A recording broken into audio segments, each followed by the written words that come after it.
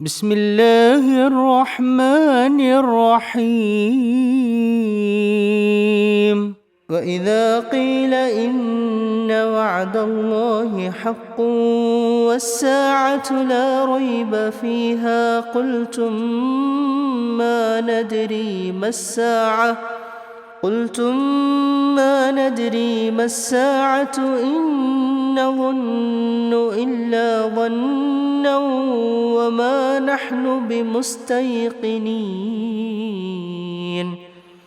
وبدا لهم سيئات ما عملوا وحاق بهم ما كانوا به يستهزئون أعوذ بالله من الشيطان الرجيم بسم الله الرحمن الرحيم الحمد لله رب العالمين والصلاة والسلام على رسوله الأمين وعلى آله وصحبه أجمعين.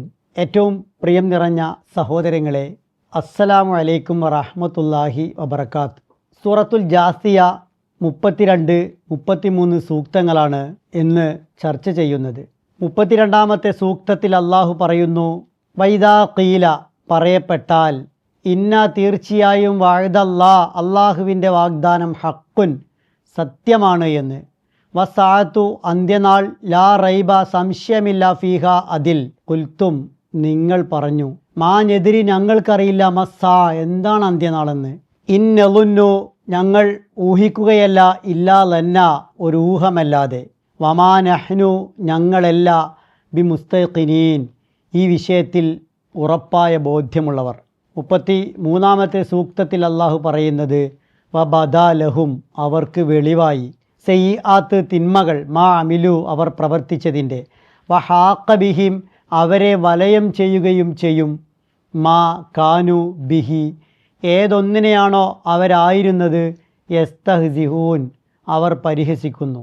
സത്യനിഷേധികളുടെ അഹങ്കാരത്തെക്കുറിച്ചും ധിക്കാരത്തെക്കുറിച്ചും സൂചിപ്പിച്ച മുൻ സൂക്തത്തിന് ശേഷം അന്ത്യനാളിനോട് അവർ സ്വീകരിക്കുന്ന സമീപനവും അന്ത്യനാളിൻ്റെ വിഷയത്തിൽ അവരുന്നയിക്കുന്ന കുതർക്കവുമാണ് അള്ളാഹു സൂചിപ്പിക്കുന്നത്. നേരത്തെ മരിച്ചവരെ ജീവിപ്പിച്ചു കൊണ്ടുവരാൻ അവർ വെല്ലുവിളിച്ചതിനെക്കുറിച്ചും പരലോകവുമായി ബന്ധപ്പെട്ട് അവരുന്നയിച്ച സംശയങ്ങളെക്കുറിച്ചും ഇതേ സൂറത്തിൽ പരാമർശിച്ചിട്ടുണ്ട്.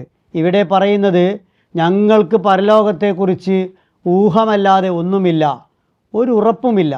കുറേ ആളുകൾ അതുണ്ടെന്ന് വാദിക്കുന്നു, അതിനെക്കുറിച്ച് പ്രചരണങ്ങൾ നടത്തുന്നു. അത് സംഭവിക്കുമെന്ന് യാതൊരു ഉറപ്പുമില്ലല്ലോ. സത്യനിഷേധികൾ പരലോകവുമായി ബന്ധപ്പെട്ട് വ്യത്യസ്ത വാദങ്ങൾ ഉയർത്തിയിരുന്നു. അതിലൊരു വിഭാഗം പരലോകത്തെ പൂർണ്ണമായും നിഷേധിച്ചവരായിരുന്നു. രണ്ടാമത്തെ ഒരു വിഭാഗം അത് ഉണ്ട് എന്ന് ഞങ്ങൾക്ക് ഉറപ്പില്ല, കുറേ ഊഹങ്ങളെയുള്ളൂ എന്നൊക്കെ പറയുന്നവരായിരുന്നു.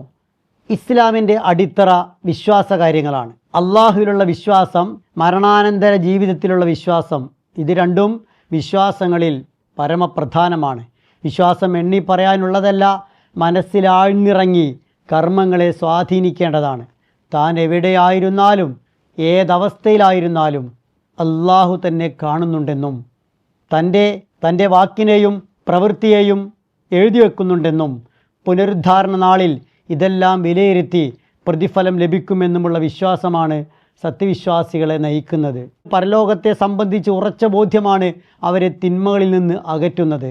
പ്രവാചകന്മാർ തങ്ങളുടെ സമൂഹങ്ങളെ ആദ്യമായി പഠിപ്പിച്ചതും ഇതേ വിശ്വാസമായിരുന്നു. അന്ത്യപ്രവാചകനിലൂടെ അവതീർണമായ ഈ വിശുദ്ധ വേദഗ്രന്ഥം ഖുർആനിൻ്റെ 2 ഭാഗവും ഈ വിശ്വാസത്തിൻ്റെ ദൃഢീകരണത്തിലാണ് ഊന്നിയിട്ടുള്ളത്.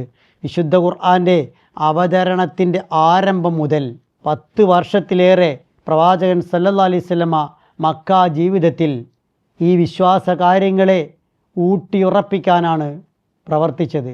അതുമായി ബന്ധപ്പെട്ട ആയത്തുകൾ ഖുർആനിൽ അള്ളാഹുവിൻ്റെ പ്രവാചകന് അവതരിപ്പിക്കപ്പെട്ടത് നമുക്ക് കാണാം. എന്താണ് പരലോക വിശ്വാസത്തിന് ഇത്രയേറെ പ്രാധാന്യം? ഖുർആൻ ഇത്രയേറെ ഇതിനെ ആവർത്തിച്ച് പറഞ്ഞത് എന്ത്? ഇത് ഒരാൾക്ക് ചോദിക്കാവുന്ന ചോദ്യമാണ്. വിശ്വാസം ഉറപ്പിച്ചാലേ മനസ്സ് ദൃഢമാകൂ. മനോദാർഢ്യമുള്ള ആളുകൾക്ക് മാത്രമേ ഒരു ഉത്തമ സമൂഹത്തിൻ്റെ സൃഷ്ടിക്ക് സാധിക്കുകയുള്ളൂ. പഞ്ചേന്ദ്രിയങ്ങൾക്ക് അപ്പുറമുള്ള ഒന്നാണ് പരലോകം. പോയി വന്ന് അനുഭവം പറഞ്ഞ് അവിടുത്തെ അവസ്ഥകൾ വിവരിച്ച് ഒരാൾക്ക് പരലോകത്തെ സ്ഥാപിക്കാനാവില്ല. ഉദാഹരണങ്ങളോ ചരിത്ര പാഠങ്ങളോ ഈ വിശ്വാസത്തിന് ശക്തി പകരാൻ അവതരിപ്പിക്കാനും കഴിയില്ല. എന്നാൽ വിശ്വാസത്തിന് പുറമേക്കുള്ള തെളിവുകൾ മതി. ഒരു തെളിവുമില്ലാതെ അന്ധമായി വിശ്വസിക്കണമെന്ന് ഖുർആൻ പറയുന്നില്ല. ചിന്താശേഷി മനുഷ്യൻ്റെ പ്രത്യേകതയാണ്.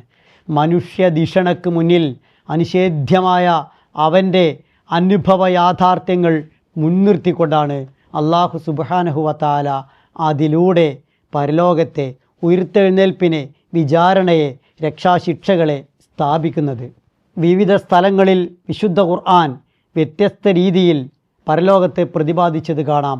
ആവർത്തിച്ച് പറഞ്ഞത് കാണാം. പരലോകത്തെ ഇത്രയേറെ ആവർത്തിച്ച് ഖുർആൻ പറഞ്ഞത് ആ വിഷയം അത്രമേൽ പ്രാധാന്യമേറിയത് കൊണ്ടാണ്. ചിന്തിക്കുന്ന മനുഷ്യനോട് വളരെ ചിന്തോദ്ദീപകമായ ഒരു ചോദ്യം വിശുദ്ധ ഖുർആൻ ചോദിക്കുന്നുണ്ട്.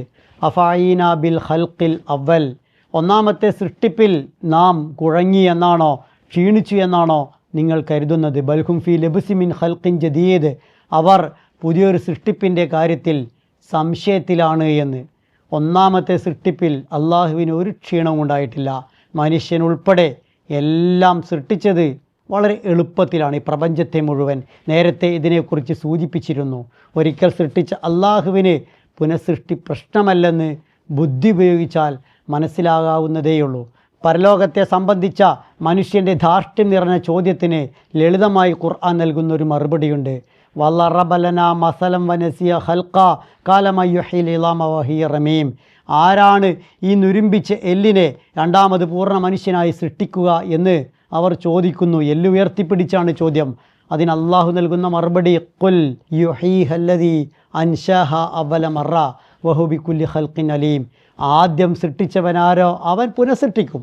എത്ര സുന്ദരമായാണ് അള്ളാഹു പറയുന്നത്. ആദ്യം സൃഷ്ടിച്ചതിൽ നിങ്ങൾക്കൊരു പങ്കുമില്ല, അവൻ പുനഃസൃഷ്ടിച്ചുകൊള്ളും. അവൻ എല്ലാ സൃഷ്ടിപ്പിനെക്കുറിച്ചും അറിവുള്ളവനാണ്. ഫസയഖൂലുന മൻ യുഈദുന ഖുലില്ലദീ ഫത്തറക്കും അവല മറ. ആരാണ് ഞങ്ങളെ പുനരുജ്ജീവിതത്തിലേക്ക് കൊണ്ടുവരിക എന്ന് മനുഷ്യൻ ചോദിക്കും. റസൂലെ, താങ്കൾ പറയുക, നിങ്ങളെ ആദ്യം സൃഷ്ടിച്ചവനാരോ അവൻ തന്നെ കൊണ്ടുവരും. മനോഹരമായൊരു ചിത്രം വരച്ച് ഇനി ഇതുപോലെ ആര് ചിത്രം വരക്കുമെന്ന് ചോദിച്ചാൽ അതേ ആൾ വരക്കുമെന്ന് പറയുന്നത് എത്ര ലളിതമാണ്. വിശുദ്ധ ഖുർആൻ പുനഃസൃഷ്ടിപ്പുമായി ബന്ധപ്പെട്ട് ആവർത്തിച്ച് ഈ ഉത്തരം നൽകിയത് കാണാൻ കഴിയും. പുനരുദ്ധാനവും പരലോകവും കാണിച്ചു കൊടുക്കാൻ കഴിയില്ല. പക്ഷേ ഭൂമിയിൽ കാണുന്ന തെളിവുകളിലൂടെ അവ ചിന്തിച്ചുകൊണ്ട് പരലോകത്തിലേക്ക് എത്തിച്ചേരാൻ കഴിയും. നിത്യവും നാം അനുഭവിക്കുന്ന ഉറക്കമെന്ന അത്ഭുതത്തെ ഉദാഹരണമായി കാണിച്ച് അതിനെക്കുറിച്ച് ചിന്തിച്ച് പരലോകത്തെ കണ്ടെത്താൻ അള്ളാഹു ആഹ്വാനം ചെയ്യുന്നുണ്ട്. അള്ളാഹു യതവഫൽ അൻഫുസ ഹീന മൗതിഹ വല്ലത്തി ലം തമുത്ത് ഫീ മനാമിഹ ഫയുംസികുല്ലത്തി ഖലാ അലൈഹിൽ മൗത വയുർസിലുൽ ഉഖ്റാ ഇലാ അജലിൻ മുസമ്മ ഇന്ന ഫീ ദാലിക ലആയാത്തിൽ ലിഖൗമി യതഫക്കറൂൻ. ആത്മാക്കളെ അവയുടെ മരണവേളയിൽ അള്ളാഹു പൂർണ്ണമായും ഏറ്റെടുക്കുന്നു. മരണപ്പെടാത്തവയെ അവയുടെ ഉറക്കത്തിലും അള്ളാഹു ഏറ്റെടുക്കുന്നു. എന്നിട്ട് മരണം വിധിച്ചവയെ അവൻ പിടിച്ചു വെക്കുന്നു, അല്ലാത്തവയെ നിശ്ചിത അവധി വരെ അവൻ വിട്ടയക്കുന്നു. ഈ ഒരു കാര്യം മാത്രം ആലോചനാ വിധേയമാക്കി കഴിഞ്ഞാൽ പുനരുദ്ധാനം എന്താണ് എന്ന് ഒരിക്കലും സംശയം ഉണ്ടാവുകയില്ല. പക്ഷേ മനുഷ്യരിൽ അധികം ആളുകളും ചിന്താശേഷി ഉപയോഗിക്കുന്നില്ല എന്നതാണ് വിഷയം. ഇത് അറബികളുടെ മാത്രം അവസ്ഥയായിരുന്നില്ല. മുൻകഴിഞ്ഞ സമൂഹങ്ങളിലെല്ലാം പുനരുദ്ധാരണത്തെ സംശയിച്ചവർ, അമാ നഹ്നു ബി മുസ്തഖിനീൻ, ഞങ്ങൾക്ക് വലിയ ഉറപ്പൊന്നുമില്ല എന്ന് പറഞ്ഞവർ കഴിഞ്ഞു പോയിട്ടുണ്ട്. നൂഹ് അലൈഹി ഇസ്ലാമിൻ്റെ ജനത, സ്വാലിഹ് അലൈഹി ഇസ്ലാമിൻ്റെ ജനത, ഹൂദ് നബിയുടെ ജനത, ഈജിപ്റ്റ് അടക്കി ഭരിച്ച ഫറോവ, സദൂമിലെ ലൂത്ത് അലൈഹി ഇസ്ലാമിയുടെ സമുദായം, ഷുഐബ് നബി അലൈഹി ഇസ്ലാമിൻ്റെ ജനത എന്ന് തുടങ്ങി ഖുർആൻ പേരെടുത്ത് പറഞ്ഞതും അല്ലാത്തതുമായ ധാരാളം സമൂഹങ്ങൾ പ്രവാചകന്മാർ ഉദ്ഘോഷിച്ച വിശ്വാസത്തെ, പ്രത്യേകിച്ച് പുനരുദ്ധാരണ നാളിലുള്ള വിശ്വാസത്തെ നിരാകരിച്ചവരോ സംശയിച്ചവരോ ആയിരുന്നു.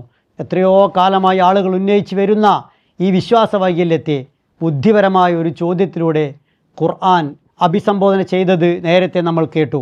ഈ നിഷേധത്തിൻ്റെ ഫലമായി അവർക്ക് അവരുടെ അനിവാര്യമായ ശിക്ഷ വന്ന് പതിച്ചു എന്നാണ് പിന്നീട് അള്ളാഹു പറയുന്നത്. ഇതേ കാര്യം സൂറത്തുൽ അൻആമിലെ 10-ാമത്തെ സൂക്തത്തിലും അള്ളാഹു പറയുന്നുണ്ട്. വലഖദ് ഇസ്തുഹ്സിഅ ബിറുസുലിൻ മിൻ ഖബ്ലിക ഫഹാഖ ബില്ലദീന സഖിറു മിൻഹും മാ കാനൂ ബിഹി യസ്തഹ്സിഊൻ. പ്രവാചകരെ, താങ്കൾക്ക് മുമ്പ് പല പ്രവാചകന്മാരും പരിഹസിക്കപ്പെട്ടിട്ടുണ്ട്. എന്നിട്ട് അവരെ കളിയാക്കിയിരുന്നവരിൽ അവർ പരിഹസിച്ചു കൊണ്ടിരുന്ന കാര്യം തന്നെ വന്നു ഭവിച്ചു. ഫഖദ് കദ്ദബു ബിൽ ഹഖി ലമ്മ ജാഅഹും ഫസൗഫ യഅതിഹിം അംബാഉ മാ കാനു ബിഹി യസ്തഹ്സിഊൻ. അങ്ങനെ അവർക്ക് യാഥാർത്ഥ്യം വന്നപ്പോൾ അവരതിനെ വ്യാജമാക്കി. അതിനാൽ അവരേതൊന്നിനെ കുറിച്ചാണോ പരിഹസിച്ചു കൊണ്ടിരിക്കുന്നത് അതിൻ്റെ വൃത്താന്തങ്ങൾ അവർക്ക് വഴിയെ വന്നെത്തുന്നതാണ് എന്നും ഖുർആൻ പറയുന്നുണ്ട്. സൂറത്തു സുമറിൽ വബദാലഹും സയ്യിആതു മാ കസബു വഹാഖ ബിഹിം മാ കാനു ബിഹി യസ്തഹ്സിഊൻ. അവർ സമ്പാദിച്ചു വെച്ചതിൻ്റെ തിന്മകൾ അവർക്ക് വെളിപ്പെടും. അവർ ഏതൊന്നിനെയാണോ പരിഹസിച്ചു കൊണ്ടിരുന്നത് അത് അവരിൽ വന്ന് വലയും ചെയ്യും എന്നും ഖുർആൻ പറയുന്നുണ്ട്. സുമറിൽ കസബു എന്നുപയോഗിച്ചതിന് പകരം ഈ സൂക്തത്തിൽ അമിലു എന്നുപയോഗിച്ചിരിക്കുന്നു. സൂറത്തു നഹലിൽ ഫ അസ്വാബഹും സയ്യിആതു മാ അമിലു വഹാഖ ബിഹിം മാ കാനു ബിഹി യസ്തഹ്സിഊൻ. അങ്ങനെ അവർ പ്രവർത്തിച്ചതിൻ്റെ തിന്മകൾ അവരെ ബാധിച്ചു. അവരേതൊന്നിനെക്കുറിച്ച് പരിഹസിച്ചു കൊണ്ടിരുന്നുവോ അത് ആ ശിക്ഷ അവരിൽ വന്ന് വലയം ചെയ്തു എന്ന് പറയുന്നുണ്ട്. ഇവിടെ ബദ എന്ന് പറഞ്ഞതിൻ്റെ പകരമാണ് ആ സൂറത്തിൽ അസ്വാബ എന്ന് പറഞ്ഞത്. തങ്ങൾ മാത്രമാണ് അറിവുള്ളവർ എന്നായിരുന്നു ഈ പരലോക നിഷേധികൾ കരുതിയത്. പ്രവാചകന്മാർ മതിയായ തെളിവുകൾ സഹിതം ചെന്നപ്പോഴും അവയെക്കുറിച്ച് ചിന്തിക്കാനോ അവയുടെ അടിസ്ഥാനത്തിൽ സ്ഥാപിക്കപ്പെട്ട സത്യങ്ങളെ സ്വീകരിക്കാനോ അവരാരും തയ്യാറായില്ല. അതിന് പകരം തങ്ങളുടെ പരമ്പരാഗതമായ തെറ്റായ അറിവുകൾ കൊണ്ട് സംതൃപ്തരാവുകയും അതിനെതിരായ എല്ലാ ഉപദേശങ്ങളെയും താക്കീതുകളെയും പരിഹാസപൂർവം അവർ തള്ളിക്കളയുകയും ചെയ്തു. അങ്ങനെയാണ് ഈ സൂറത്തിൽ പറഞ്ഞ അവരെന്തൊന്നിനെ പരിഹസിച്ചോ ആ ശിക്ഷ അവർക്ക് വന്ന് പതിക്കുകയുണ്ടായത്. സ്വീകരിക്കാൻ പറ്റുന്ന കൃത്യവും വ്യക്തവും ശക്തവുമായ തെളിവുകൾ സഹിതം സത്യോപദേശം ആര് ചെയ്താലും അവയെ ശ്രദ്ധിക്കണം, ഉൾക്കൊള്ളണം. തങ്ങൾ മുമ്പ് പഠിച്ചതും മനസ്സിലാക്കിയതും മാത്രം മതി, അതിലപ്പുറം യാതൊന്നും ചിന്തിക്കില്ല എന്ന് കരുതി ആര് മുന്നോട്ട് പോയാലും ഇവർക്ക് സംഭവിച്ചതുപോലെയുള്ള നാശമായിരിക്കും സംഭവിക്കുക. അള്ളാഹു ചിന്തിക്കാൻ ഈ പ്രപഞ്ചത്തിൽ ബാക്കിയാക്കിയ എല്ലാ ദൃഷ്ടാന്തങ്ങളും നമ്മളെ നേർവഴിയിലേക്ക് നയിക്കാനും നമ്മുടെ ചിന്തയെ തട്ടിയുണർത്തി സത്യത്തിലേക്ക് എത്തിക്കാനുമാണ്. ആ അർത്ഥത്തിലാണ് ഈ പ്രപഞ്ചത്തിലെ ദൃഷ്ടാന്തങ്ങളെ നമ്മൾ സ്വീകരിക്കേണ്ടത്. അല്ലാത്തവർക്ക് സംഭവിക്കുന്ന ദുരന്തമാണ് ഈ സൂക്തങ്ങൾ സൂചിപ്പിക്കുന്നത്. അള്ളാഹു സുബ്ഹാനഹു വ തആല നമ്മെ കാത്തുരക്ഷിക്കുമാറാവട്ടെ.